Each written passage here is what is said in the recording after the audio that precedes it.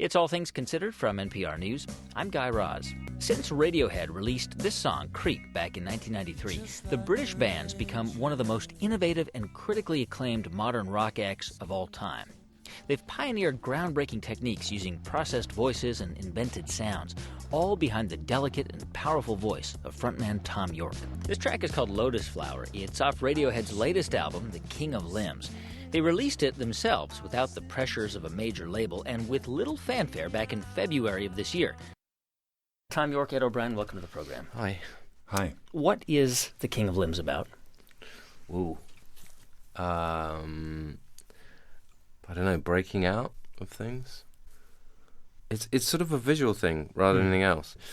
That's why all the images we used, and when we did the special edition thing with the newspaper, that was a very important part of the music this time, where I didn't really feel it wasn't conscious thematics going on at all. It was like physical movements.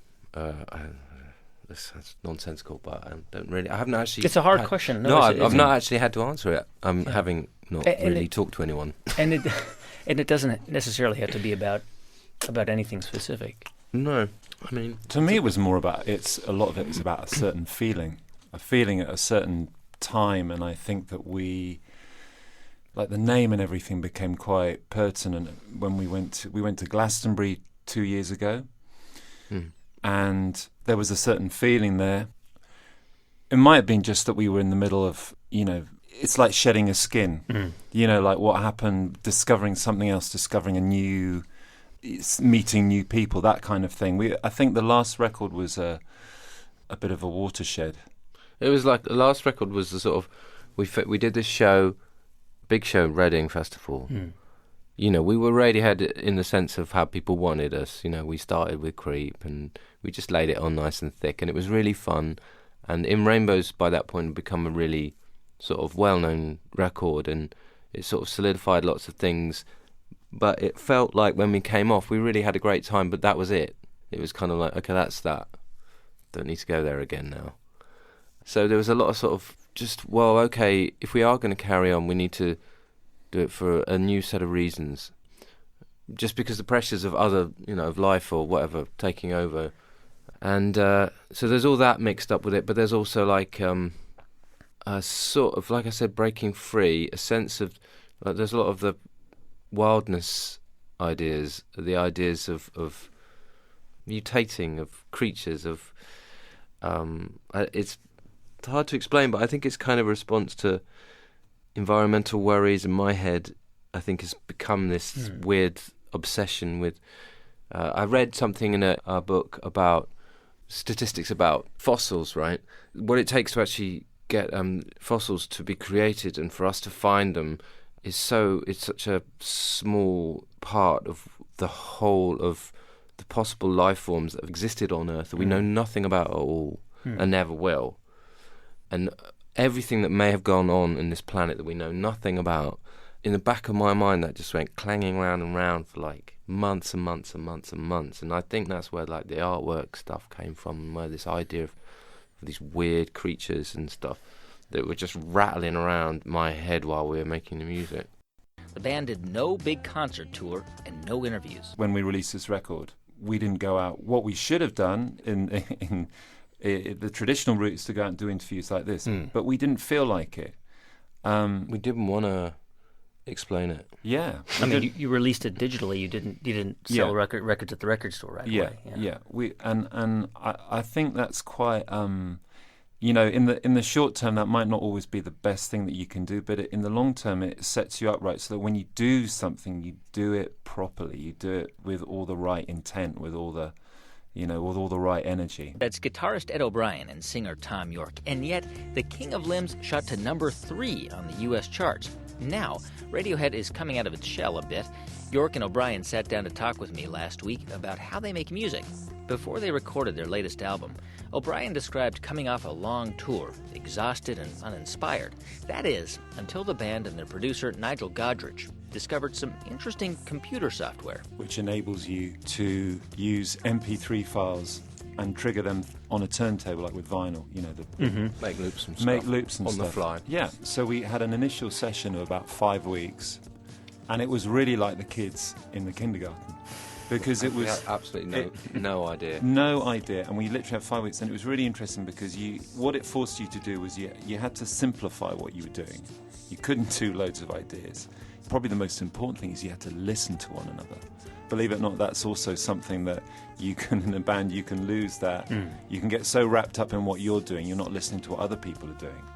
So Nigel was very keen that we start listening to one another. And it kind of helps when you make a record, believe it or not. Yeah, I mean, it was an experiment. I don't think we really genuinely thought anything would come out of it. Certainly not an entire record. I wonder if you can break down this song for me. The first track on the record called Bloom. So there are all these layers, percussion and bass and processed sounds, and Thom's voice comes in about a minute in. Thom Yorke, what are all those different layers we're hearing in the song?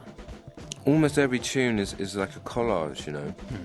Things we pre-recorded, each of us, and then we're flying at each other. It was like editing a film or something. It was quite interesting. The melodies were there, but so much was implied so that when you did embellish it, it was like, whoa, you know, it really sort of come out of itself. If you trace the arc of Radiohead from, say, a song like Creep to any track on this record, and then you open up the band's catalog anywhere in the middle, every album is almost a reinvention of Radiohead and to some extent of experimental music. Can you talk to me a little bit about how you approach each record? I mean, do you sort of think about how much can we push ourselves to a new place and a place we haven't been to yet? We're not really trying to necessarily be experimental or anything. In fact, when I first started doing little demos on my own and things... This was before you became famous and all that. Yeah. It was very much... I'm quite a good imitator. I see it in my daughter, she's the same. So you're constantly learning from other music, right? And then there's that Lennon thing about it's not how you... what was it? Who you steal from. It's not how, who you steal. right? It's not who you steal from. It's how you steal. Right.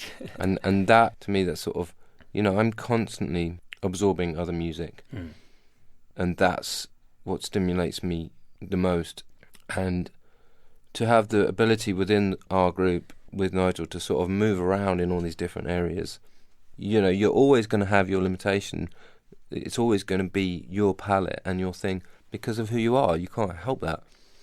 So there's never been the desire to sort of like tread back onto the ground because you don't know where else to go. Our problem is where should we go today? Do you guys ever put something together? Have you tried something and the rest of the band just says, no, that doesn't work, it sounds terrible? Probably. I can't remember, but definitely. I mean, I mean, the part of what you do is rejection. There's a big part of that. A lot of the time it is like hitting your head against a wall, and then you have breakthroughs. But I think what's great about the environment that we have is that no one ever says, well, you can't do that. You try it, and then it's judged on whether it's right for the track. Our problem, I think, sometimes is you have a momentum thing when you're working, and if you break the momentum, it's very much harder to go back to things. And it's interesting, like, sort of when you finish a record, as you finish, it releases this energy because you like got a whole momentum going, like a whole creative flow, and then you stop. It's a very interesting thing that what happens is that you're in this bubble, you finish this thing, and as soon as you play music to other people, there's some kind of transfer that you suddenly understand it in another way. It's really, really interesting. And I hate that. Yeah, it's really, really hard. Yeah. But I read that in past albums you weren't really sure how people were going to respond, and when OK Computer came out, you were shocked that it was so critically acclaimed, for example. Does that happen with every album you release? You sort of wonder, what are people going to make of this? Yeah, absolutely. I mean, I know I should be used to this. It's a funny thing because when you release a record, you're really, really, I'm really into it. And I think this is a no-brainer. I go like, King of Limbs, man. It's like... Yeah, it's obvious, right? It's obvious, right? And then you realise it's not. And that's a bit the scary part. I mean, that's the bit that you realise, you know, you have created in this vacuum, in this bubble and stuff like that. And it plays tricks on the brain, and that's probably very normal. We didn't have a clue how we were going to play a lot of it. And then, like, learning to play it allows you back into it in another way as well. Once, especially after the initial sort of what the hell is that thing. So I mean, and in some ways that's one of the ways we move on musically. It's quite interesting, like having to force ourselves to learn this thing. It's like a backwards process, but it really exists then in another way. You all 5 members of the band have grown up together. You've known each other since you were kids, and you've seen each other have families of your own and become adults as well. And Just of course, about. just about, and of course, become this one of the most critically acclaimed bands ever. Do you ever sometimes wake up in the morning and just think about that, about how amazing that whole thing is?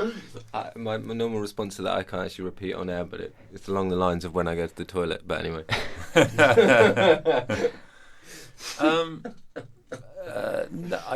I mean, you knew each other as kids. Yeah. I mean, you know, one thing that I've been aware of the last 3 years is feeling incredibly lucky. You know, thankful, really, really thankful, because, you know, I think 10 years ago, when you were in the middle of something, it was kind of a bit like being in the eye of a storm, and you don't really, you kind of, personally, my disposition was, I didn't really appreciate it. I kind of enjoyed it, but I didn't really appreciate it, and kind of looked at maybe the things that were lacking in what we had and stuff like that. And now I feel like the luckiest bastard on the planet, really. But also, you know, we make a conscious decision from where we're from and everything that to be extremely skeptical about the whole, because we kind of been through the mill because of the Creep thing early on, and having sort of that big hit and having that all that weirdness attached to, well, me personally anyway, and being part of the machinery of the business suddenly, like at the push of a button.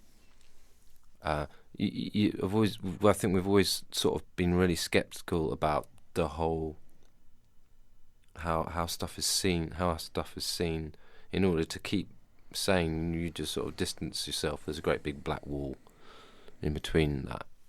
I mean, I find it weird because I don't think I really ever started thinking about it at all until my kids came along. And like, you know, just the occasional question I get from my daughter about it. Just little silly things. I can't even think of anything now, but suddenly it makes me realise, you know, oh yeah, there's this. Or when I'm walking through an airport with them, or you know, or I'm just standing in the town, someone comes up to me, and you know, it little pinpricks like that. But like most of the time, it's not really ever been. I've never really thought about it, but except, yeah, in the last few years, when you see your kids asking about it, and you start to realise how you're in a very privileged position by accident. Yeah. It's Thom Yorke and Ed O'Brien from Radiohead. Their latest record is called The King of Limbs. Thom Yorke, Ed O'Brien, thank you so much. Thank you. Thank you.